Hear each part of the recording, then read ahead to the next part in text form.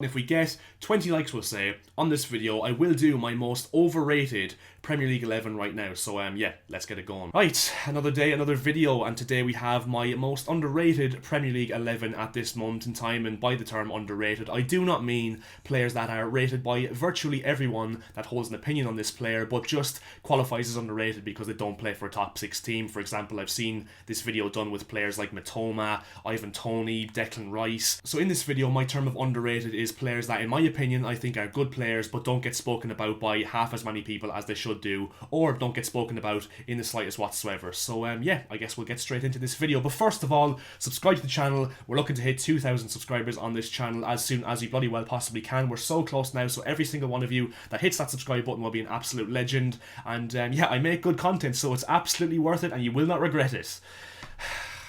Right, on with the video. Starting off, obviously, with the goalkeeper, and yeah, in my opinion, I actually think the quality of Premier Leagues distributed amongst the clubs in the Premier League right now, I actually think is quite high, and I don't think there's many goalkeepers, if any, that you would say aren't good enough for this level. But in goal, I've gone with Neto of Bournemouth, 33 years of age, an experienced goalkeeper, obviously played for Barcelona, so he can't be a bad goalkeeper, to be fair. And yeah, has a save percentage ratio this season in the Premier League of 77.6%, which puts him second behind only Kepa Arrizabalaga of Chelsea, which is absolutely mind-boggling considering the fact he's in the top 10 percentile of goalkeepers in the top 5 European leagues for saves, averaging 3.82 saves per 90. He also comes and stops 7.3% of his crosses, putting him in the top 19 percentile in Europe. And yet, like I said, just considering how high his save percentage ratio is, given the fact that he's made probably the most saves in the Premier League this season of any goalkeeper in the league, I think that Neto is definitely underrated for that reason. He doesn't have to be immense with the ball at his feet, given the fact he's playing for a team that don't play with possession-based style. And yeah, I think Neto is pound for pound the most underrated goalkeeper in the Premier League right now. Now onto the right back position, there was a few options I could have gone for here. I was thinking of Serge Aurier for Nottingham Forest, who I think is doing a really solid job at Nottingham Forest, but I've gone for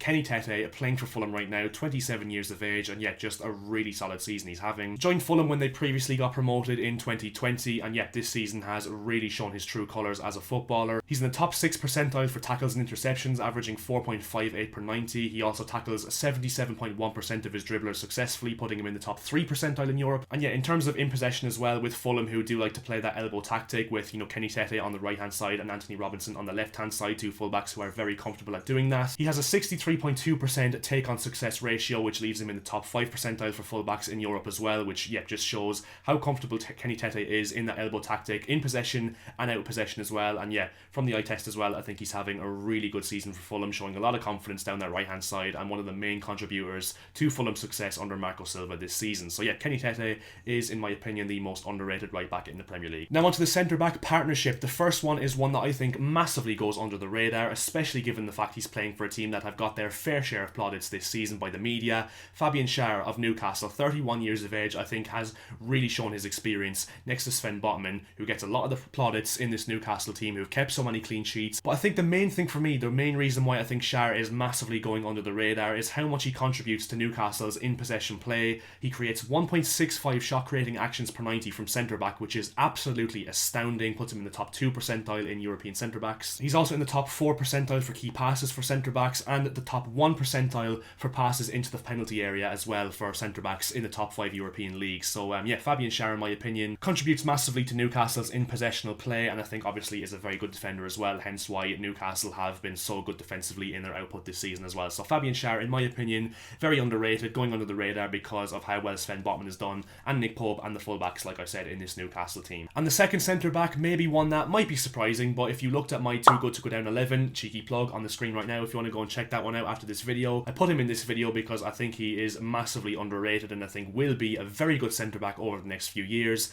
Armel Bella-Kotchap, 21 years of age, a lot of room to improve with the fact he's so young, and yet just an absolutely brilliant defender in my opinion. 4.16 tackles and interceptions per 90 he's averaging this season. He tackles 77.8% of his dribblers successfully and averages just under 7 ball recoveries per 90, which are absolutely brilliant defensive stats. And yeah, I said it in that Too Good to Go Down 11 video, I'll say it again, in his debut for Southampton, or one of his first games for Southampton this season, I just watched the guy and I thought, this guy's got something about him. He's got a very dominant build as well. He's obviously got the stature to play in the Premier League, and yeah, is quick as well off the mark. So I think that Bella-Kotchap has a lot of potential, whether it's at Southampton or not, if they do go down this season. But yeah, I think he is massively underrated underrated and will be a very good centre-back, especially given the fact he's already a German international at the age of 21 playing in a Premier League relegation battle. So yeah, Bella Kotchap, one to look out for. And now on to left-back. Again, a few options I could have gone for here, but I've gone for a 21-year-old as well, Ryan Ait-Nouri, currently playing for Wolves. And yeah, you can see he's not the finished article by any stretch of imagination. There's still a bit of, rawness, I suppose, to his game right now, but I do think that, especially with his age and from what I've seen of him so far, he's got a lot of potential, especially in terms of the fact that how good he is in terms of carrying the ball. He's averaging 0.97 carries into the penalty area, leaves him in the top 6 percentile for fullbacks in Europe. He's also in the top 1 percentile of fullbacks in Europe for successful take-ons, averaging 2.12 take-ons per 90 successfully. And also in terms of his defensive output as well, 3.94 tackles and interceptions per 90,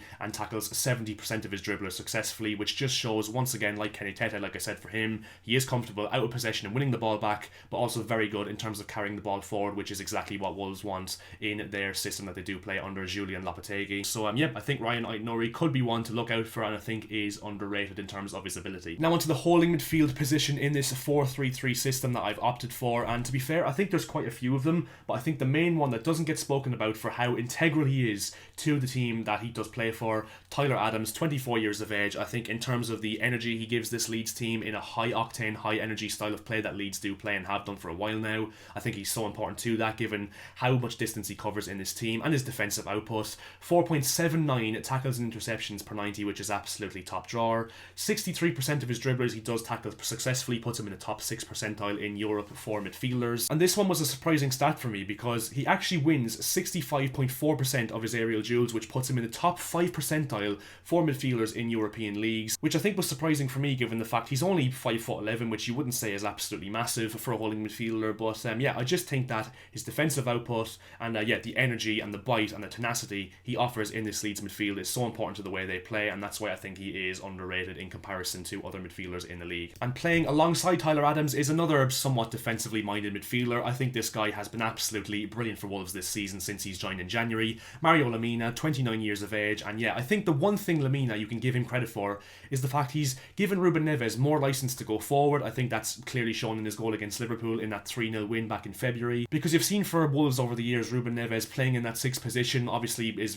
very good in terms of his technical ability, but there was also more pressure and more emphasis put on him to, be that defensive number 6 as well, which I think Lemina has massively taken off his shoulders. And you've seen this season with his defensive stats. I mean, he's in the top 4 percentile for dribblers tackled successfully, 65.7% for that one. He's also winning 68% of his aerial duels, which is absolutely top drawer, like I said. He's averaging 4.36 tackles and interceptions per 90 in the top 10 percentile for midfielders in that one, and he has an 88.6% pass completion ratio, which just shows how competent he is in possession as well. And yet, like I said for Tyler Adams as well, just in terms of the distance he covers in this Wolves team and how much he offers them out of possession, but also in possession as well in Wolves' build-up play, I think Mario Lemina has, complemented Ruben Neves in this Wolves midfield really well, and I think has been a massively underrated player since he joined Wolves in January. And the third and final midfielder, one of those number 8s, but yeah, I've gone with Josh Da Silva, currently playing for Brentford, 24 years of age. And yeah, I think that Josh Da Silva has been one that's gone massively under the radar and been overshadowed since Brentford stepped foot in the Premier League, really, by players like obviously Ivan Toney, David Raya, you could even say Christian Norgard or Matthias Jensen. I think Josh Da Silva is one that's massively gone under the radar, like I said, and I think in terms of his ball carrying ability from midfield, from deep,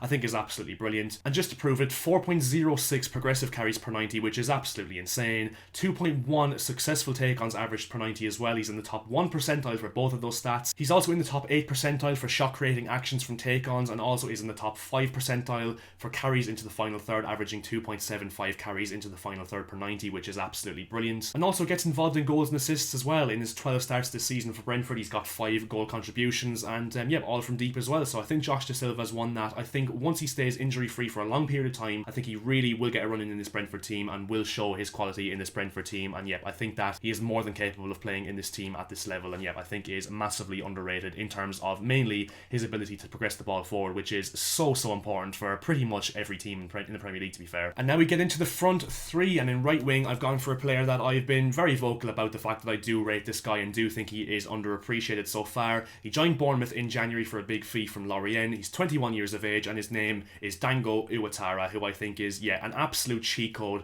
for any sort of counter-attacking team, given the fact he's so direct. He's obviously got bundles of pace, and yeah, I think it's been evident ever since Iwatara joined Bournemouth in January how important he's been, especially given the fact that, Bournemouth are, a counter-attacking team and do like to soak up pressure. pressure and hit teams on the break and be direct. And that's exactly what Ouattara gives them. And I think a perfect example of that is their goal, Philip Billing's goal in that 1-0 win over Liverpool a few weeks ago, where Ouattara, sprints pretty much the whole length of the pitch, to be fair, to get through and set up that goal from Billing from the cutback. And yet, like I said, just extremely quick, offers you defensive output as well in this Bournemouth team, who obviously aren't going to dominate possession. Averages 3.3 tackles and interceptions per 90, which puts him in the top 3 percentile for wingers in Europe, and also is in the top 11 percentile for shot creating actions from take-ons as well. So yeah, I think Ouattara is one that I think if Bournemouth go down, there should be a host of clubs, especially clubs that don't play possession-based styles of play, that I think should be all over this guy, because yeah, like I said, I think he's an absolute cheat code in counter-attacking phases, and yeah, being so young as well, has a lot of room to improve. So yeah, Ouattara, in my opinion, is one of the most underrated attackers in the Premier League right now. Now on to left wing, and I'm sure a lot of you are going to be absolutely tearing into me for this one, especially given the fact I am, of course, a Chelsea fan, like you can probably tell.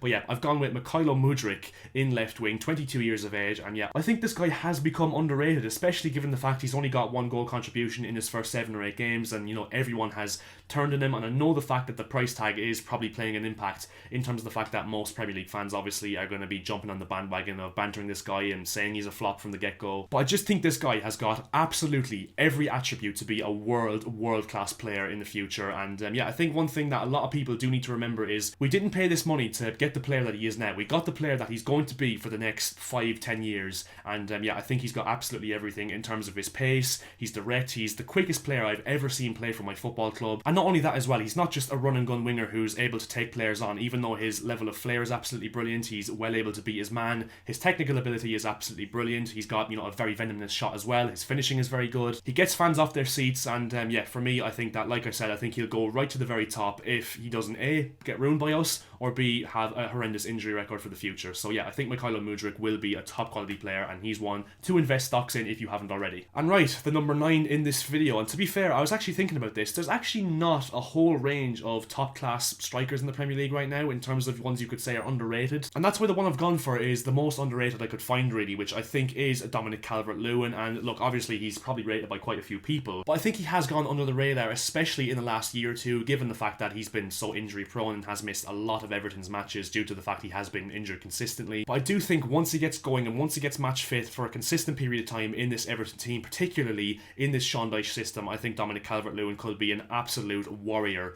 in this Everton team, a beast up front, averaging 6.04 aerial duels 1 per 90, puts him in the top 3 percentile for strikers in Europe. Not only that, but he works his socks off the ball for the team as well. His pressing ability and his work rate are absolutely brilliant, which obviously you'd want in this Sean Dyche system, being up front. And I think as well, which is a very underrated attribute of his take on success ratio of 52.4% puts him in the top 11 percentile for strikers in Europe. So yeah, it just goes to show he's not just an absolute log up front, like I said, in that too good to go down 11, which he was in as well. And yeah, like I said, I think once Calvert-Lewin, finds his feet once again and gets back to, full fitness consistently in this Everton team, I think he'll be an absolute demon up front, especially given, how much emphasis is put on aerial ability in this Sean Dyche style of play, and that's exactly what Calvert-Lewin will give you in absolute abundance, which is superiority up front in terms of his aerial ability. So yeah, I think Calvert-Lewin is underrated for that reason, and I think he has been slightly forgotten about because of his injury record. So yeah, that is the most underrated team in the Premier League right now, in my opinion. And yeah, leave yours down in the comment section below if you disagree with any of the selections I've gone for in this video. I'm sure there'll be a few, particularly Mudryk. I can just see fans going, how can you say an 80 million footballer is underrated? But as I said, I've given my reasons. I think he is quite underrated. But yeah, whether you agree or not, please do leave a like rating on this video. It would be massively appreciated. And if you hit that like button, if we get 20 likes, we'll say, on this video, I will do my most overrated Premier League 11 right now. So yeah, let's get it going. And yeah, like I said, leave a like on the video, subscribe if you are new. Like I said, we are looking to hit 2,000 subscribers on this channel. So yeah, every single subscriber helps us get there as soon as possible. And yeah, I'll chat to you guys in my next video. So yeah, chat to you later.